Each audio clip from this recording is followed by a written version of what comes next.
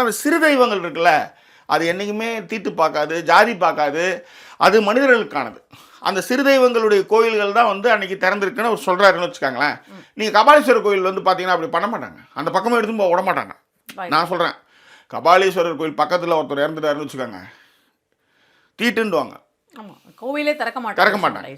So இதெல்லாம் தான் இந்த இடத்துல நம்ம வந்து கற்றுக்க வேண்டிய விஷயம்னு வச்சுக்கோங்களேன். ஸோ இதனால் அது ஏன் சொல்கிறேன் அப்படின்னா, அந்த மாதிரிலாம் வந்து நம்ம கடந்து வந்திருக்கோம். இப்படியான மருத்துவத்துக்கு அதை விட கொடுமை, நாய் கடிச்சது மார்க் இருக்கு பாரு, இங்கே இருக்கா தெரியுதா? நல்லா தெரியுதா மேடம்? நாய் போய் இங்கே கடிச்சு வைக்குமா? நான் இதுக்கு தொப்புல சுற்றி 16 ஊசி பட்டன் போட்டுருங்க, அதான் காட்டியாச்சு. இதுக்கு வந்து 16 ஊசி நான் போட்டிருக்கேன். அதில் என்னென்னா இந்த 25 நிமிஷம், அப்போ 15 நிமிஷம் பால் ஐஸு, 15 நிமிஷம் 25 நிமிஷம் வந்து இந்த ஐஸு, சேமியா ஐஸு. இந்த சேமியா ஐஸு தான் வந்து எங்கள் அம்மா வாங்கி கொடுக்கும். இது தொப்புல இதை போட்டதுமே வீங்கிடும்.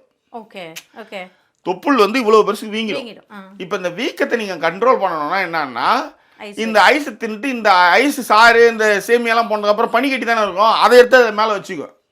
ஓகே, இப்படிலாம் தான் இந்த வாழ்க்கை முறையில் வாழ்ந்து இன்னைக்கு வந்து இங்கே டிபெண்டாக நின்றுட்டு இருக்கேன்னு வச்சுக்கோங்களேன். சொல்கிறேன் டிபெண்ட் வருது. இல்லை மேடம், எனக்கு ஒன்றுமே புரியல. நானுமே இந்த எபிசோடுக்கு கண்ணாடி எதுக்கு தேவையா இருக்கும்ட்டு வச்சு, பட் எதுக்கும் தேவையா இருக்கும் அப்படின்ட்டு வச்சேன்.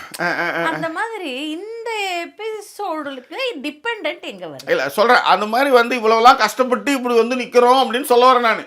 இவ்வளவு இது ஒன்று நாய் கிடைச்சதுக்கு இந்த கதை. அப்புறம் டிவிஎஸ் 50 ஓட்டுறேன்னு சொல்லி எங்க இல்லை, இது ரொம்ப இதுவாக இருக்கும், ரொம்ப கீழே இருக்குது. அதனால் அதை காமிச்சா இது வந்து சென்சாராக போயிடும்.